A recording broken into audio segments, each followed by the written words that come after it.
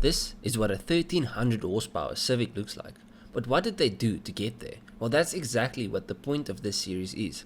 We take an insane build and break it down to the bare bones and find out exactly what went into the build. If you like this style of video, subscribe, and I will leave a link to another build analysis video I did, where we took a deep dive into Adam LZ's 800 horsepower 335i. Back to the Civic. KKT Racing took a EG Civic and made a drag monster. So how do you get 1300 horsepower out of a tiny little hatch?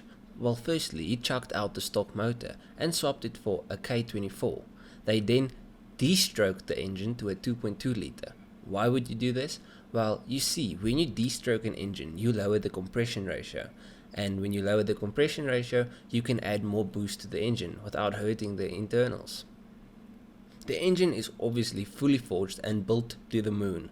They also slapped a 7685 precision turbo to the K24, which is a massive turbo for a 4-cylinder engine. Luckily, VTEC motors rev really high, because with a turbo that size and a small engine, there will be lag, and a lot of it. How much boost? Well, he's pushing 51 pounds of boost into the motor, and like I said, at 51 psi, he's making 1300 horsepower. Now, how does he put the power to the ground? Because putting 1300 horsepower down in a tiny little front-wheel drive hatch is difficult. Well, he started by converting the Civic to all-wheel drive, using Civic wagon parts. The power is funneled to the wheels via a PPG dogbox transmission with a H pattern. And if you don't know what that means, well, all new cars have synchro mesh gearboxes, which is good for normal driving. It makes changing gears smooth and refined, where a dogbox is harsh and gear changes are definite. But it is much better for racing because there are no limitations on operation. The car can shift super fast.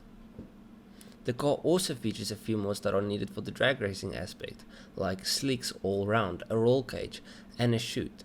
You know a Civic means business if it's got a parachute sticked on the back. The car is also mostly carbon fiber to keep the weight to a minimum. What does all of this add up to? Well, you have a Civic that sounds like this.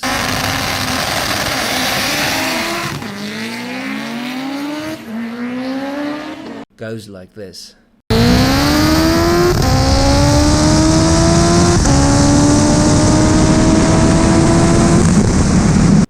And dips into the 7s on the quarter mile, doing over 300 km per hour. And remember, it's a H-pattern stick shift car, doing 7s. That's seriously fast. Now Tavares, or hopefully I'm pronouncing that right, the owner of this insane 4-wheel drive Civic has a brother, who also owns a fast Civic, and I just felt I had to mention it too. But his brother took it a completely different route. Firstly, he has an EK Civic, which is the prettier one in my opinion, but he left it front-wheel drive.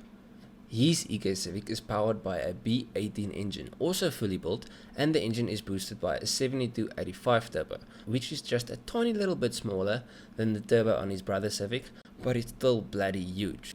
To give you an idea, my 3 liter straight 6 BMW has got a 67mm turbo on it, and I've got a ton of lag, so I don't know how they spool these big things.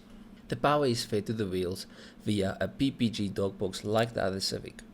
This Civic is obviously slower, but trust me, it's faster than you think. This front-wheel drive EK Civic runs consistent low 8s, and the personal best for the car is an 8.18 second quarter mile. That's proper fast. Now, if you enjoyed the video, please leave a like and subscribe. I've got list videos, videos on specific cars, and an entire build series on my personal BMW. I've also got motorcycle videos since I ride myself, and there's a few videos on my Ducati 999 ST as well. So go through my channel, maybe there's something you like. If you do, leave a like, subscribe. I'll check you guys in the next one. Cheers.